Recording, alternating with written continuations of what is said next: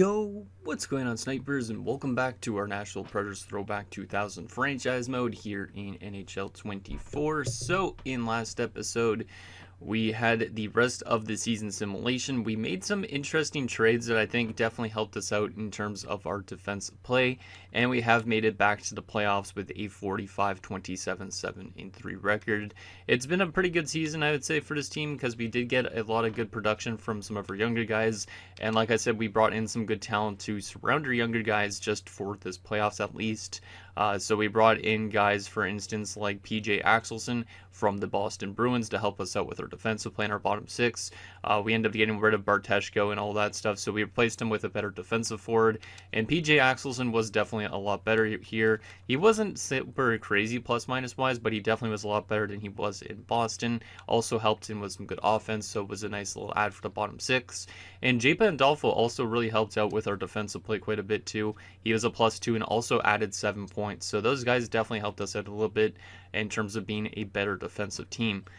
We also did add a great defenseman, and this was our big add, and that was Rob Blake from the LA Kings. He definitely helped us out in both ways, 12 points in 17 games, including 5 goals, but also +7. He also did play a little bit physical with us, but that's okay. And yeah, 5 of those points were on the power play, so he definitely helped contribute on that power play to get it much better as well. So very excited to see what our team's able to do in the playoffs with the addition of those guys.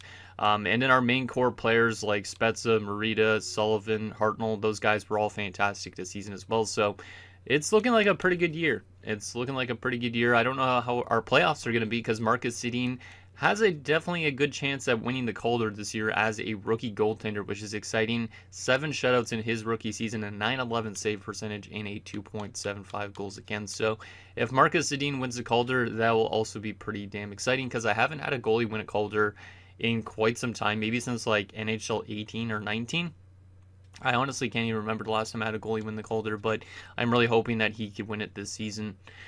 But anyways, there is that. In the first round, we're going to be taking on the San Jose Sharks, who are quite a solid team. They had an average record of 42, 25, 10, and 5. However, their forward group is actually pretty good, and their team in general is pretty solid. I'll show you guys what they look like again before we get to the comments. But this is what they're running. Friesen, Marlowe, and Nolan. Very good top line. Their second line also has some good players with Sundstrom and Sturm. Halpern's a little bit of a weird player to play as a second line center. However, he is not that bad of a player. He has put up 57 points this year, so I guess when he's playing with some good players, he could actually produce relatively well. Third line has Corbett, Darby, and Letowski. And a fourth line at Chichu, Johnson, and Alto. Kind of weird seeing Jonathan Chichu as a fourth liner. He hasn't really developed into being that top 6 forward kind of guy yet that he was briefly in like 05-06. But it will be interesting to see if he could get there at some stage. And then from a defensive standpoint, you can see this defensive core is well built with Stuart Hannon, Mitchell and Martin, and then Boschman and Erskine. So very solid defensive core. And then the goaltending is a little bit interesting because they do actually have an injury to our former goaltender Thomas Vokoun, who we traded there. However, they do still have Marc-Andre Fleury, who's only 20 years old, and I believe going into one of his first ever playoffs, if I'm not mistaken. Yeah, pretty much going into his first playoffs as a starting goaltender.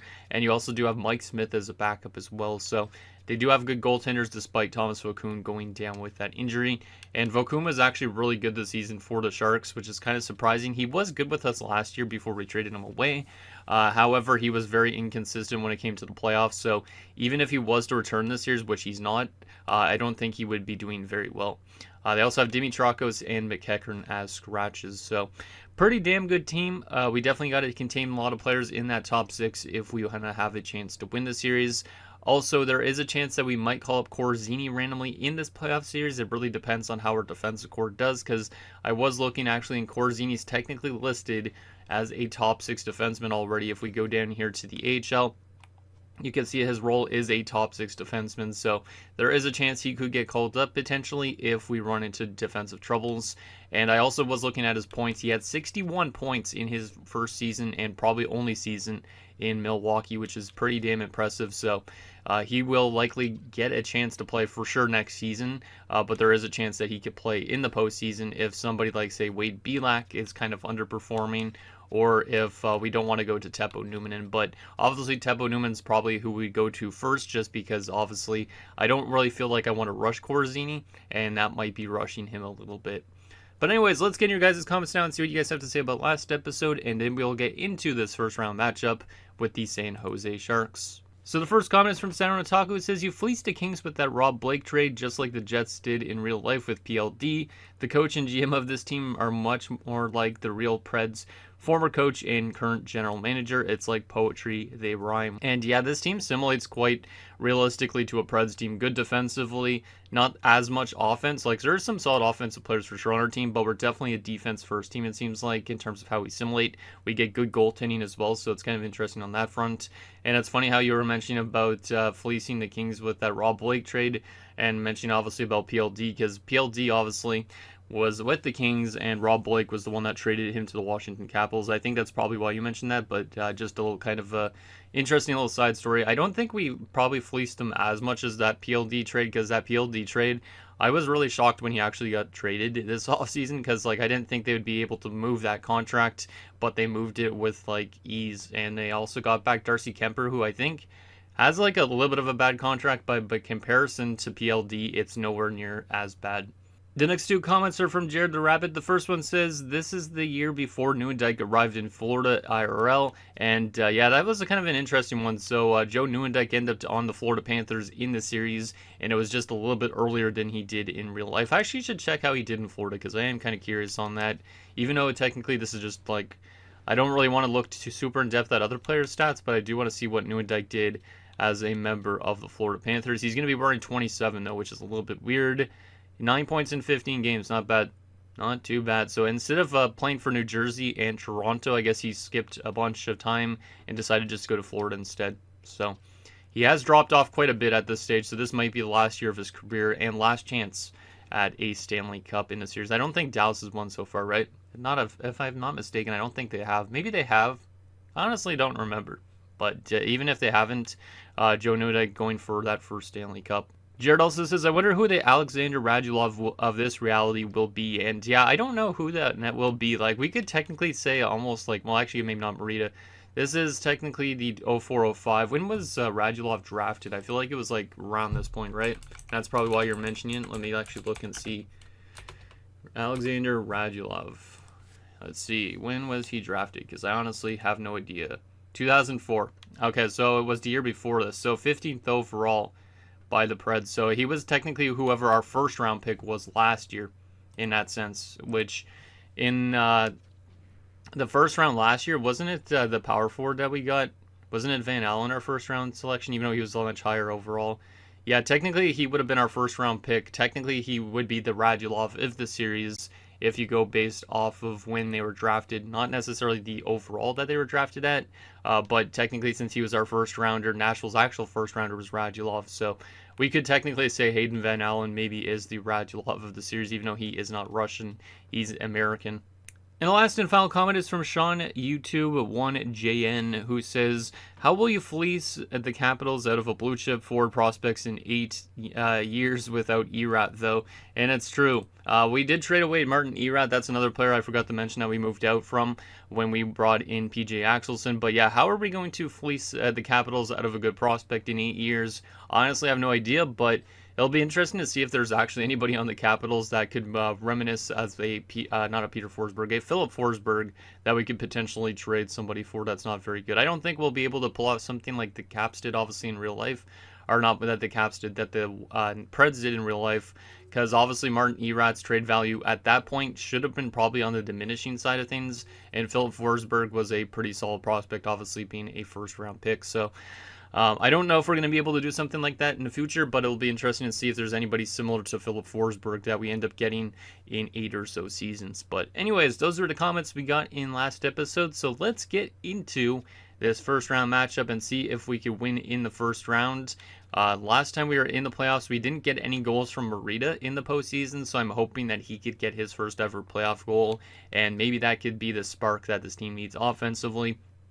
Also, like I said, with those veteran presence players that we added, like Rob Blake, PJ Axelson, I'm hoping that those guys could also help out our offensive load a little bit too, and also provide some leadership All right, so let's get into this first game of the playoffs. We have home ice advantage, which is nice. Preds versus Sharks. I think this was an actual series in the playoffs at one point in time. I don't remember what year. I actually should look at that for fun. Little extra hockey knowledge. Let's see. I'm pretty sure that the Preds played the Sharks in the playoffs at one point, but I don't remember what year that they played them. Let's see. What year did the Preds play the Sharks? I think it was like in the early 2000s, right? Or was it 03, 04 when we were looking? Nope, that's when they lost to Detroit. I'll just try and see if I could find. I'm pretty sure they played the Sharks at one point. Oh, there you go. 05, 06. So it's actually right around this point. That's actually kind of hilarious. So they lost in the first round to the Sharks in 5 games. So we'll see if we could actually follow the actual path of the Nashville Predators and lose in 5 games in the first round. Or will we actually rewrite history in a sense? Like, we're not in 05, 06 yet, but we're pretty close to it anyways. Because we're in 04, 05 still. But here we go. Game number 1. Home ice advantage. Let's see what we can do. Let's see if we could get goals from Marita and some other guys like Van Allen potentially.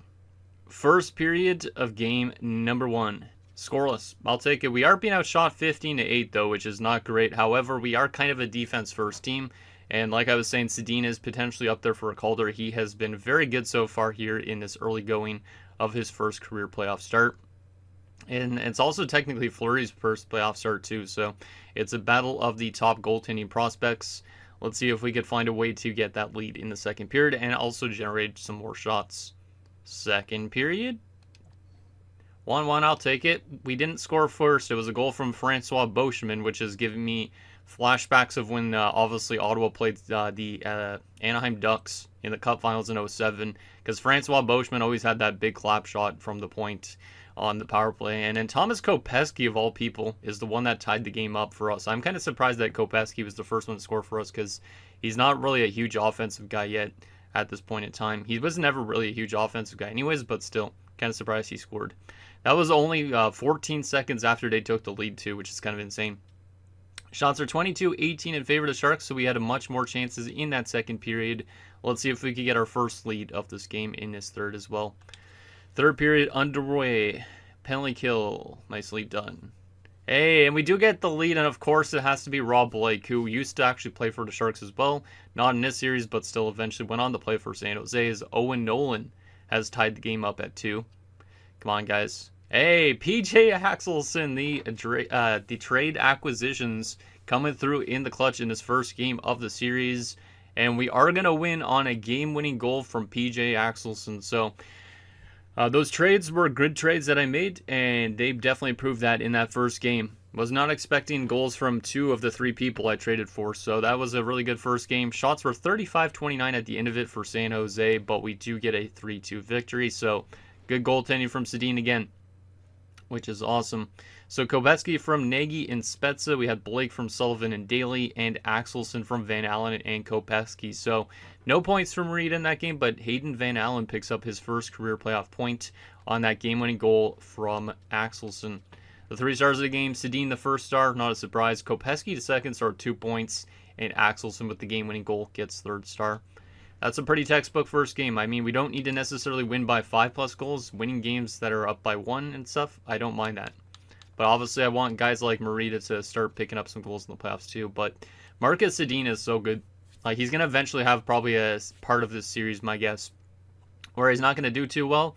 But he has been very good during the regular season and also so far here in the postseason, which is great. So we definitely got to lock him up once his contract ends. I think he'll be a fun goalie to maybe even have his entire career be in Nashville, kind of like Pekka Rinne.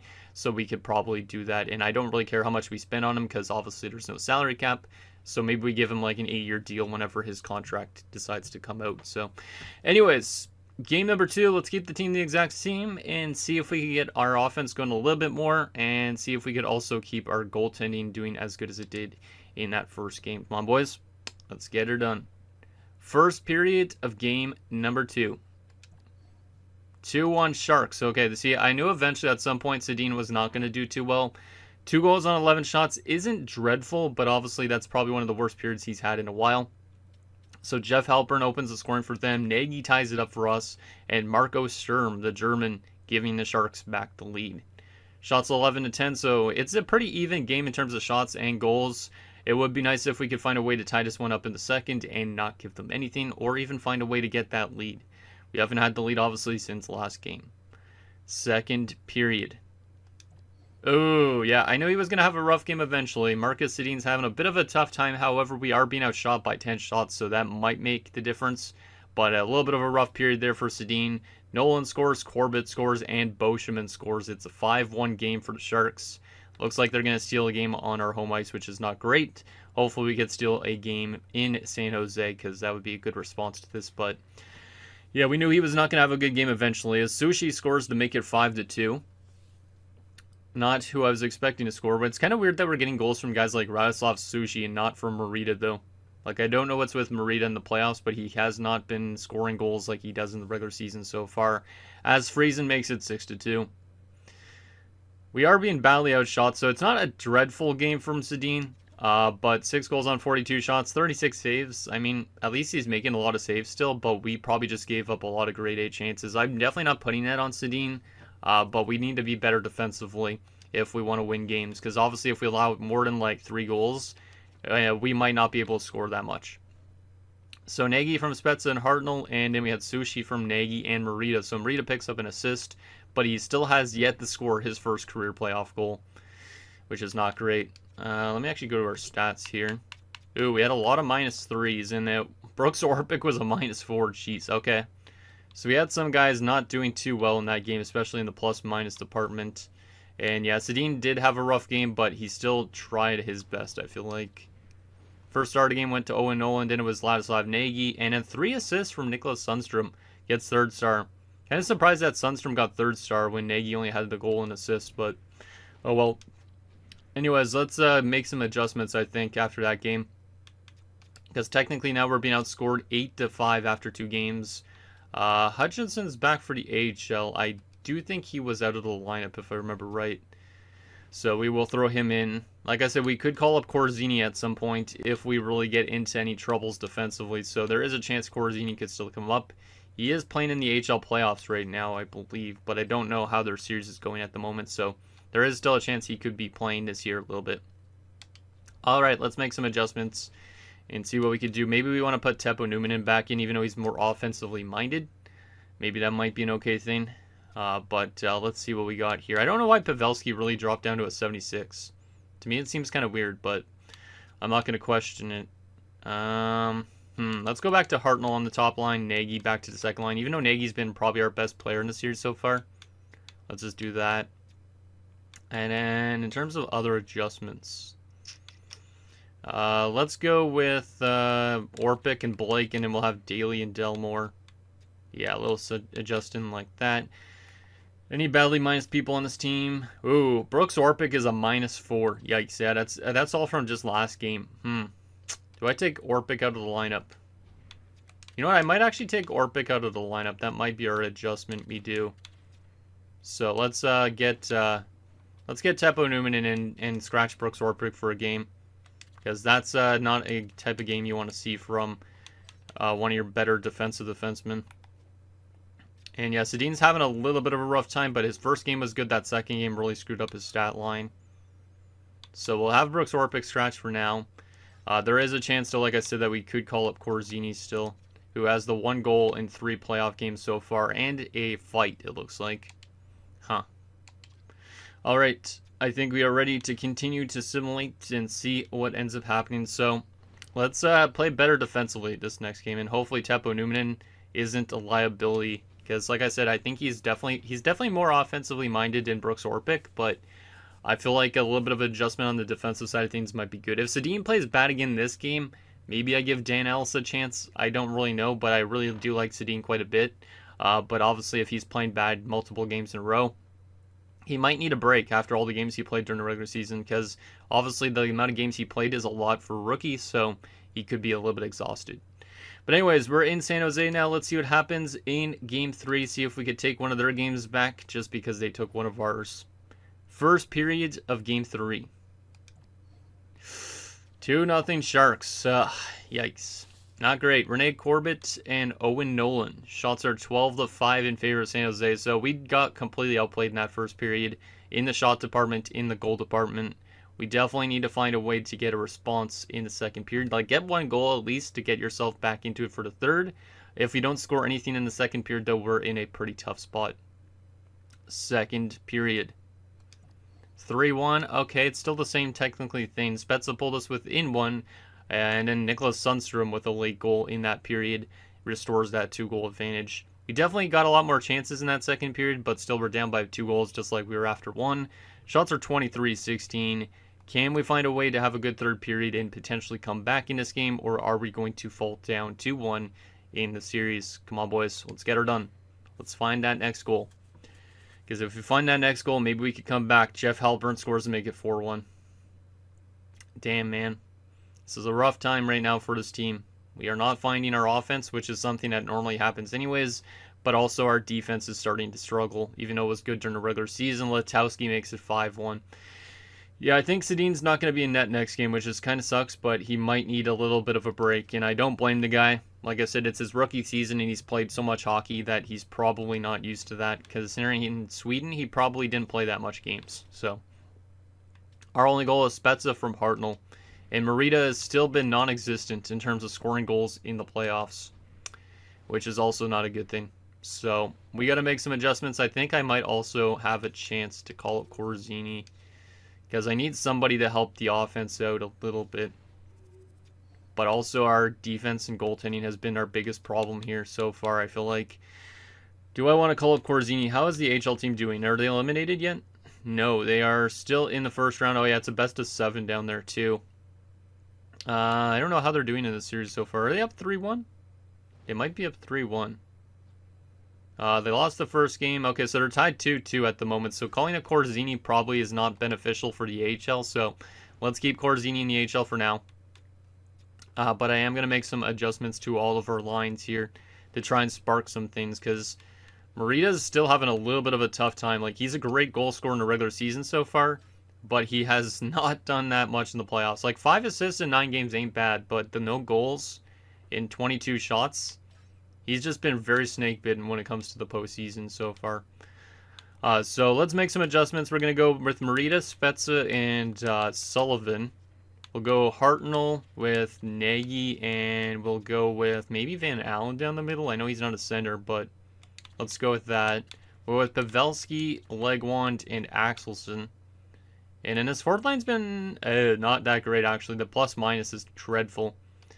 So we'll take out Nilsson, and we will put... Should I put Arkhipov into the lineup? I'm going to keep Pandolfo in for sure, but I think I'm going to take Nilsson out. And I'm going to give Dennis Arkhipov an opportunity. From a defensive standpoint, how's the plus-minus?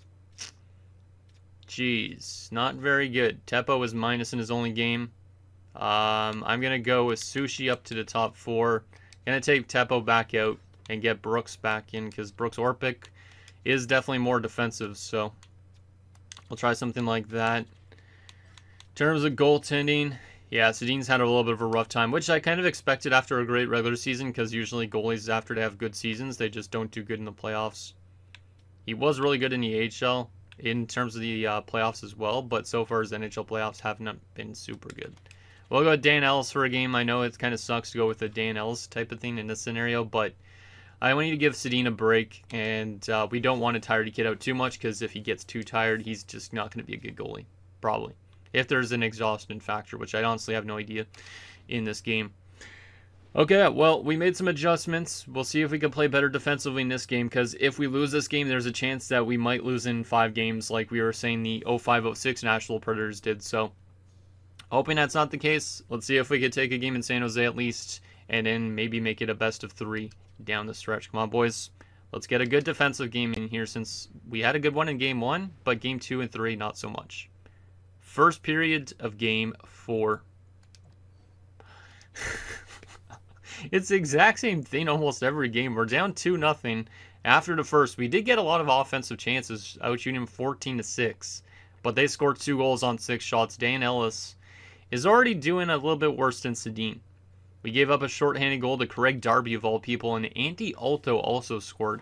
2 guys that weren't really huge NHL players. Like, these guys were like bottom 6 guys at best.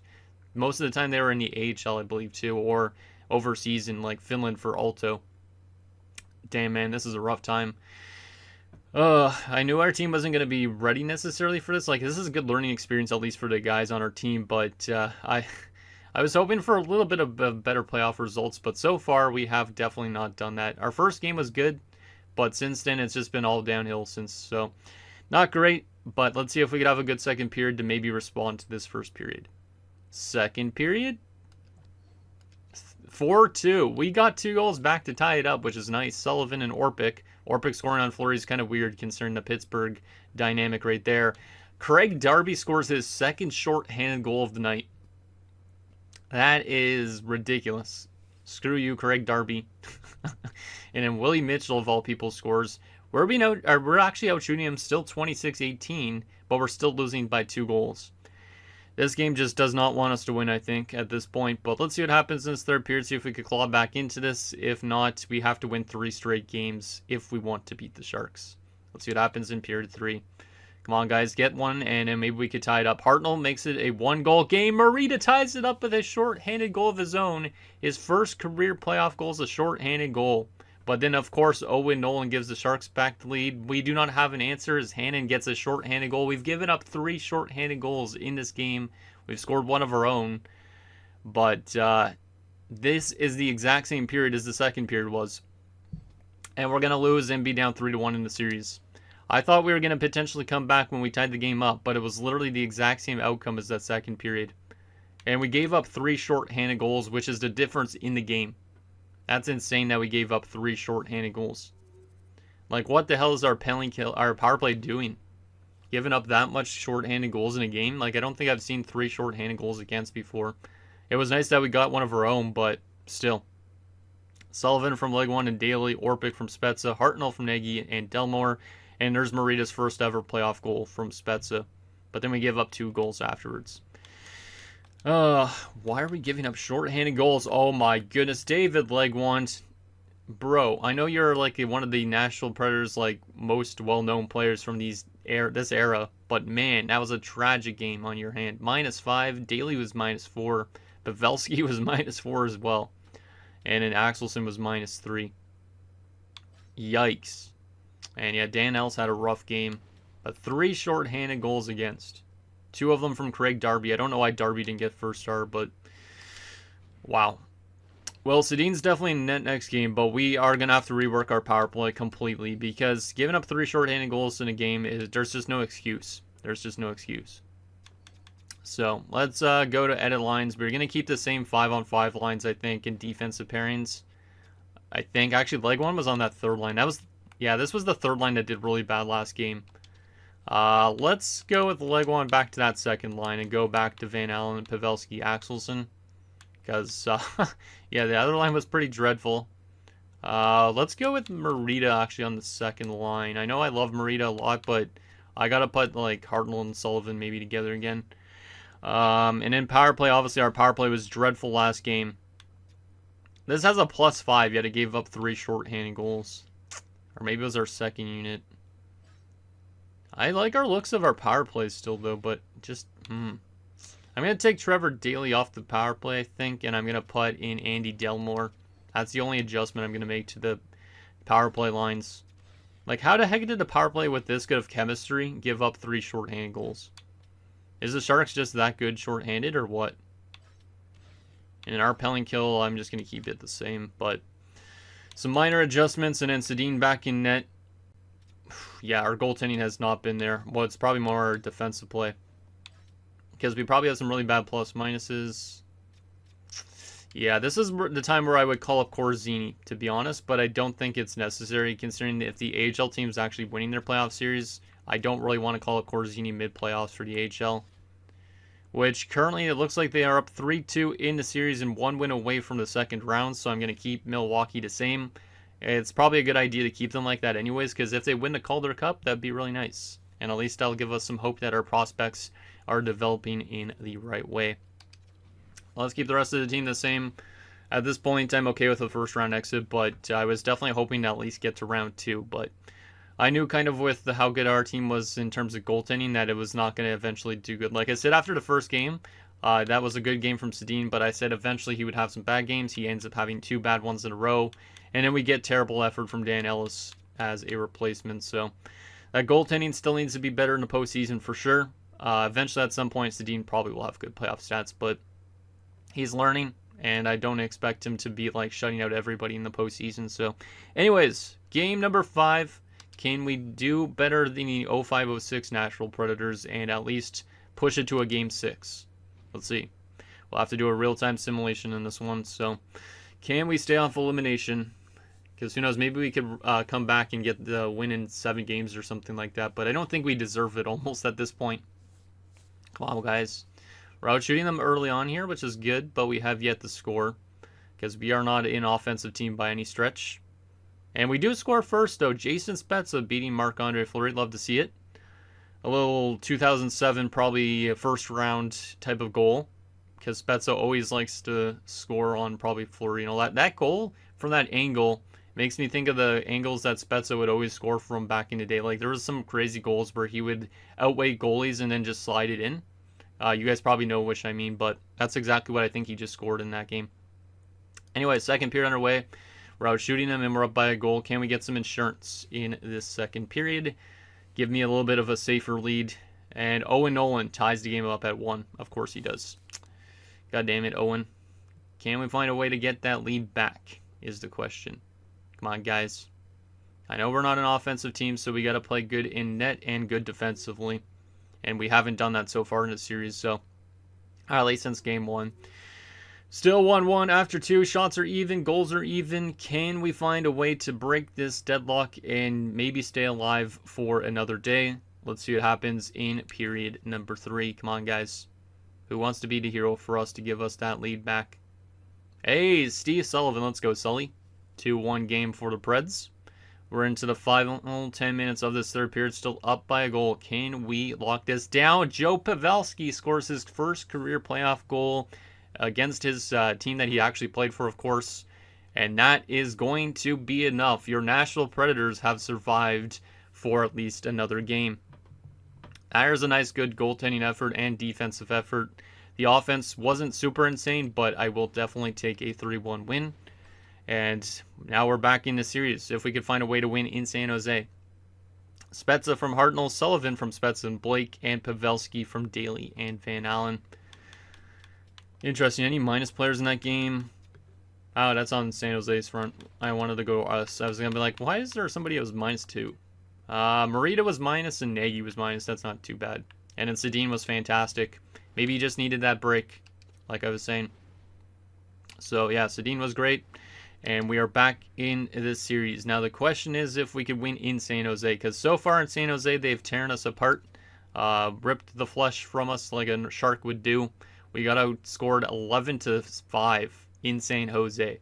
So, we definitely need to have a good defensive effort here if we want to force a Game 7. If we force a Game 7, I feel like we might have the momentum on our side. But if we lose this game, of course, we won't have that because we won't go to a Game 7. So, let's keep the team the exact same. We have nothing to lose at this point.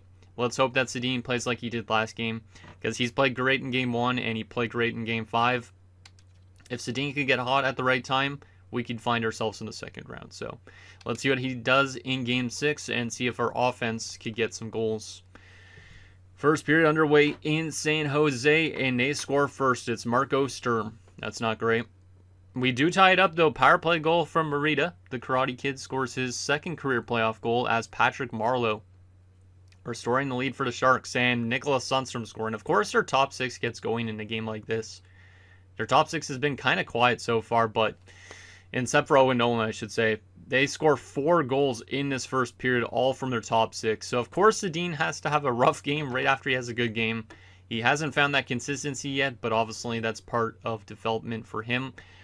Shots are 10-9 in favor of them, but it's a 4-1 game. So I don't know if Sedin's going to be in net in the second period, but we have a lot of work to do in the second period if we want to get back into this game. Like, get 1 or 2 goals, and then maybe we have a chance in the third period, but I don't see us scoring 3 goals in the second period to tie it up. But let's see what happens. Period 2, as we look to fight off elimination. Can we get back into this game at all? Marita's got 2 goals in the series. He hasn't been insane, so I'm hoping that he can maybe spark something with this team if he can find one here in period 2. Come on, guys. Just get 1 at least. Give us a chance or something to give us getting going in the third period potentially. And we're not going to score a single goal, which is definitely the worst thing we could do. Shots are 17-17, and it's a 4-1 game for San Jose. At this point, we probably are going to lose this in 6 games. But there's always a chance we could have a third period comeback. But we need to score early if we want to do that. Let's see what happens in period 3. But looks like our season's going to come crashing down. Owen Nolan scores on Dan Ellis to make it a 5-1 game. Legwand pulls us back within the 3, but it's probably way too late at this point. We're just not scoring consistently enough. Our offense still needs to improve quite a bit.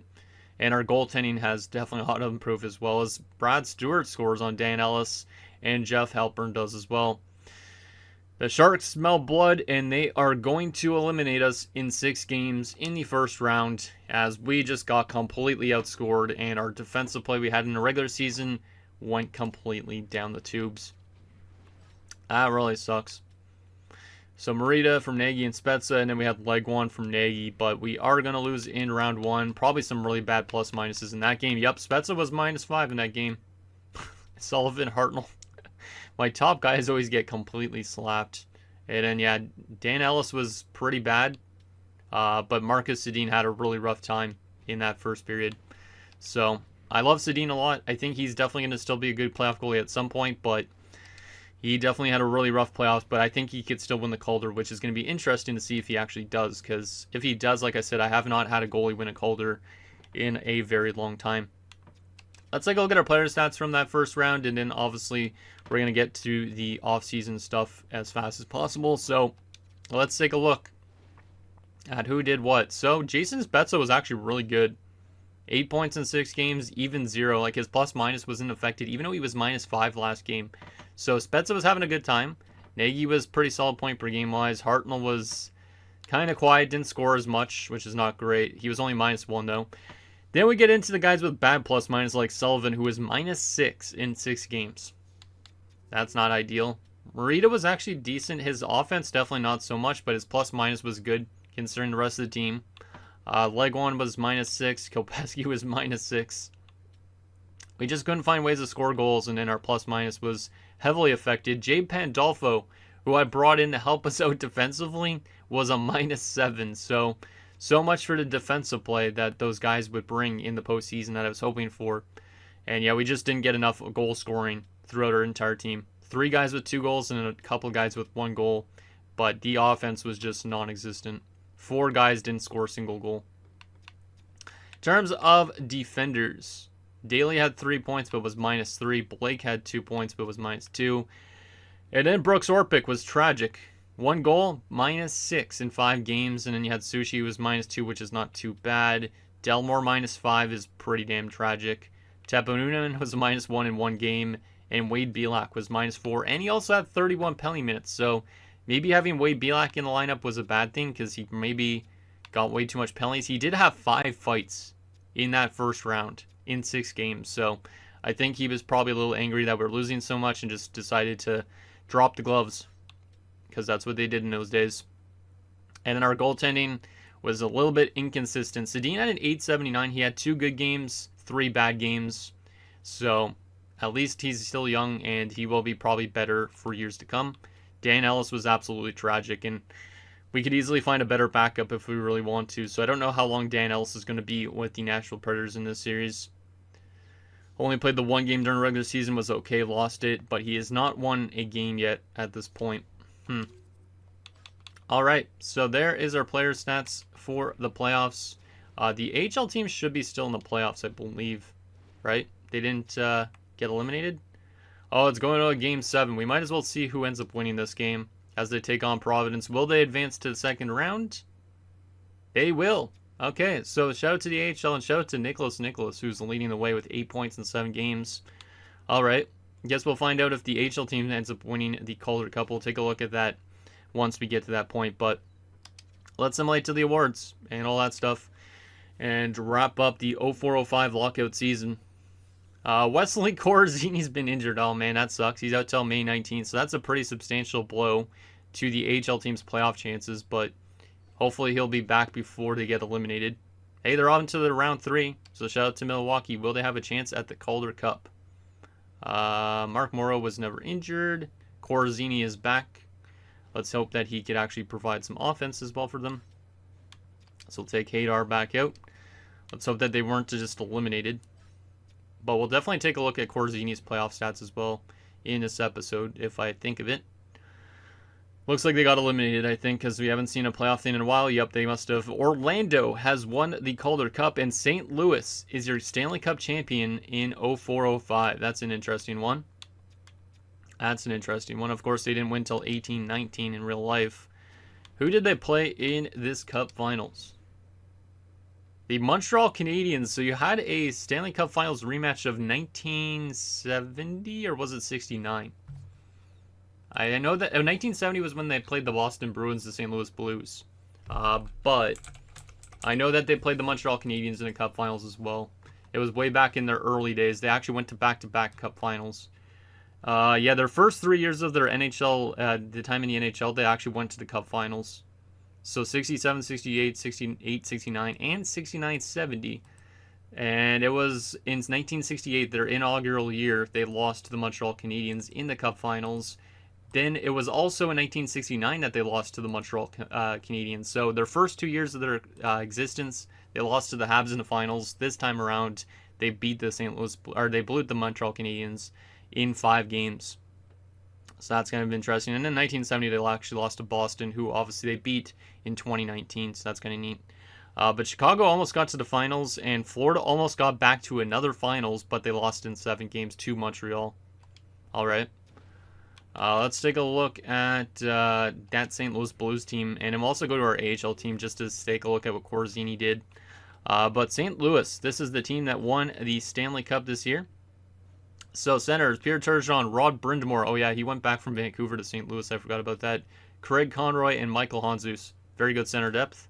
They also had Dimitra Brendan Shanahan, who was apparently injured in the playoffs, but they still won. He also returned to St. Louis. Pierre-Marc Bouchard was there, Frederick Modin, Jochen Hecht, and Jeff Sanderson. Right side, they had Sergei Krivokrasov. Theo Fleury was acquired by them, I remember that, and Mikhail Renberg. In terms of defense, Pronger, Brett Clark, Mike Wilson, Jamie Rivers, Bryce Salvador. There was probably a couple others. And then their goaltender was Roman Turek and Peter Budaj. All right, so that's the Cup-winning St. Louis Blues team. I do want to take a look at our AHL team in the playoffs, though, here briefly. Wow, Nicholas was good. Andrew Hutchinson also played good too, but Kostitsyn was -6, oof, but had offense. Winnick had 8 points. Giordano had 8 points.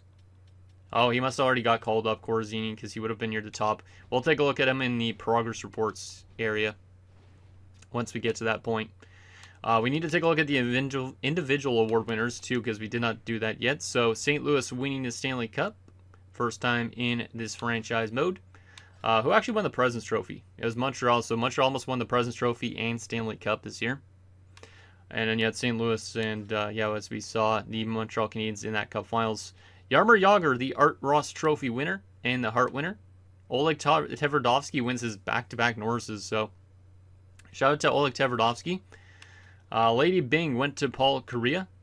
Thomas Vanek won the Calder. That's stupid.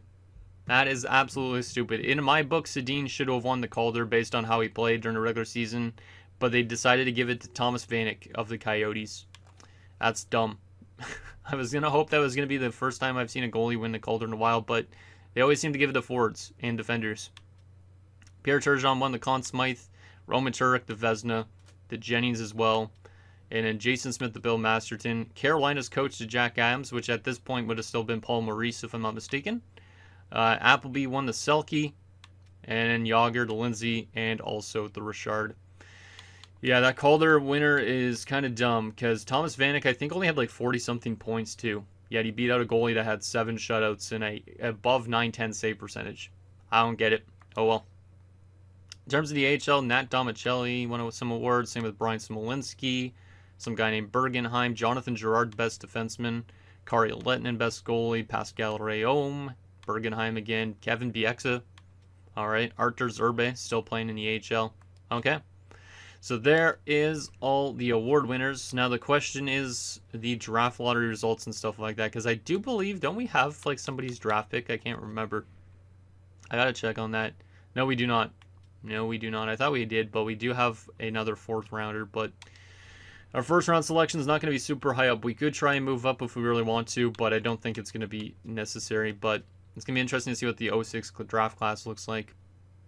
So Washington has the first overall pick in 2005. So do you know what's funny about that is obviously Pittsburgh would have had the first pick in 2005, which they took Crosby in. So technically, if we say the first overall pick as a player, Washington would end up with Crosby if I had actual draft classes for this, which kind of sucks. But Vancouver the second overall pick, followed by Atlanta, Tampa, and Dallas. All right. But that's kind of hilarious that Washington would be the first overall selection. In terms of retired players, what do we got here? Let's just go by each position. Best center to retire. Cliff Ronning has hanged them up finally. We traded him away back in year number 1. And he retires with the St. Louis Blues in the AHL. Actually did win a Stanley Cup in that last season. So shout out to Cliff Ronning. Stanley Cup champion. Claude Lapointe retired. Ray Ferraro retired. Tom Fitzgerald as well, who was here with us in the early stages of this franchise mode. So a couple former guys retiring. Jim Dowd, Mike Sullivan, Wes Walls, Steve Dubinsky. Okay. Left wing side of things. Sean McEachern retired. Ted Donato, Benoit Brunet. Some solid names. And then on the right side of things, Scott Young was the best. Claude Lemieux retired as well. All right. Some more names. Nobody insane. But still some guys that became coaches and all that. The best defenseman retired, though, Eric Desjardins. That's a pretty big retirement for the Flyers. Really good defenseman. He could have probably even played another year. Robert Schwela also retires. Jyrki Lume. Pretty much the guys that would actually have retired around this point. Some of these guys would have extended their careers a little bit longer, but there's all that. In terms of goalies, Curtis Joseph has retired at 38. That's quite early. Because Curtis Joseph in real life played to like 09, I think it was around. And then you have Ed Belfour retiring as well a little bit early because he retired in 07. Well, actually, he played in the SHL in 07, 08, I think it was, in Legsand, but still. Mike Vernon also retires at 42 years old. Mike Richter. So some pretty good goaltender names for the retirement club. Any of those guys become coaches? No. In terms of actual coaches themselves, did we lose anybody? No. Good. Don't care about draft interviews. Okay. Final few things we got to do to wrap up the season. Let's take a look first at the contract situation, and we'll go progress reports and the draft class. So the contract situation, who's up for renewal this offseason? Rob Blake. Do we bring back Rob Blake while we wait for some of our prospects like Shea Weber to develop? He might be worth it. He might drop off a lot too, though. But he's still trying to get around $7 to $8 million bucks. PJ Axelson, also pending UFA, who we just recently acquired. He's relatively cheap as a 4th-line option, so we could hold on to him if we want.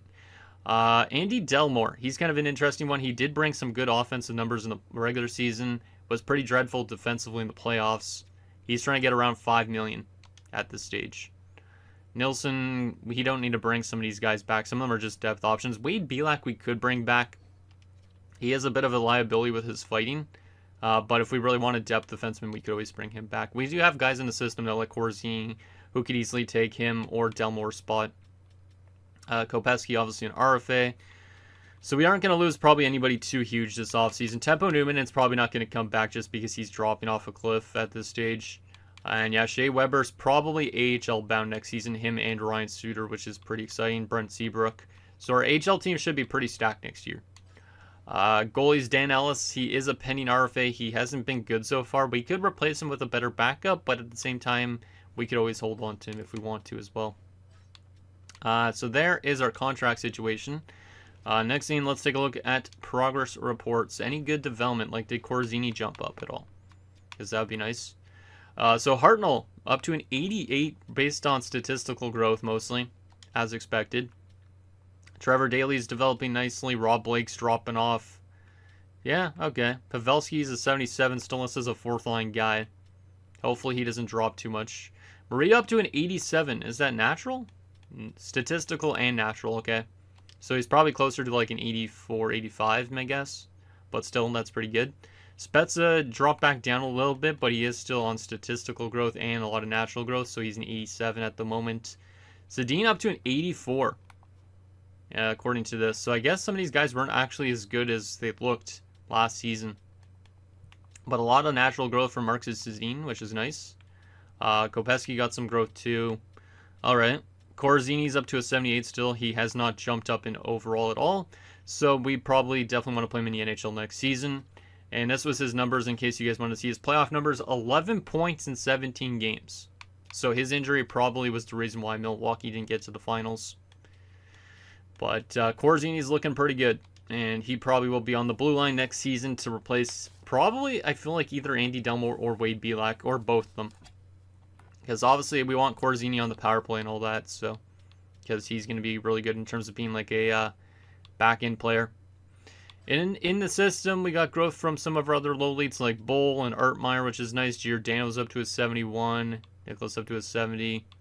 Yeah, it looks like we're getting some good growth in the system, which is exactly what we need. At some point, these guys will all be in the NHL, maybe. Like I said, Tapa Newman's probably not going to come back. He's just not good anymore. Shea Weber's still kind of taking his time to develop a bit. 74 at 20 is not super high as a medium elite, but in real life, in my opinion, he wasn't really an elite player. He was kind of like a high 4, but I did make him medium elite because he's one of the better players from the 03 class. So there is the progress reports. Final thing, the draft class. What overall pick do we have this year again? 21st, okay. So let's see what's supposed to go around that point. I know I did pin a guy in between episodes that's looking like he's 1 year out. That's supposed to go around that point, I believe. So I might be leaning towards taking that guy if he is actually supposed to go around that point. There is, in terms of around 21, there's this guy. He's probably medium 4, medium 6. Who was the guy that I pinned, though? Oh, yeah, it was Lacosta. Lacosta's looking good. I don't know if he's a low lead or what, but he's apparently 1 year out as a center. And he has really good attributes. So I think Walker Lacosta is easily our first round selection.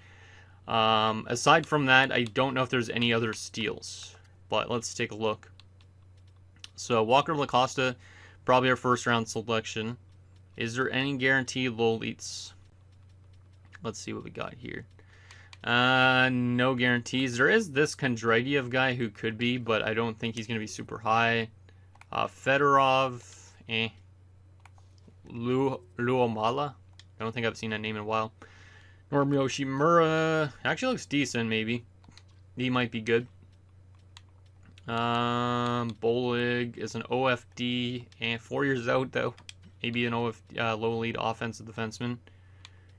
So there might be some low leads, but it doesn't really look like it. Aside from the one guy that I pinned. Because that one guy that's 1 year out, though, I think he's going to be really solid. He could be a top 6 forward, but I feel like he could be a low lead, too.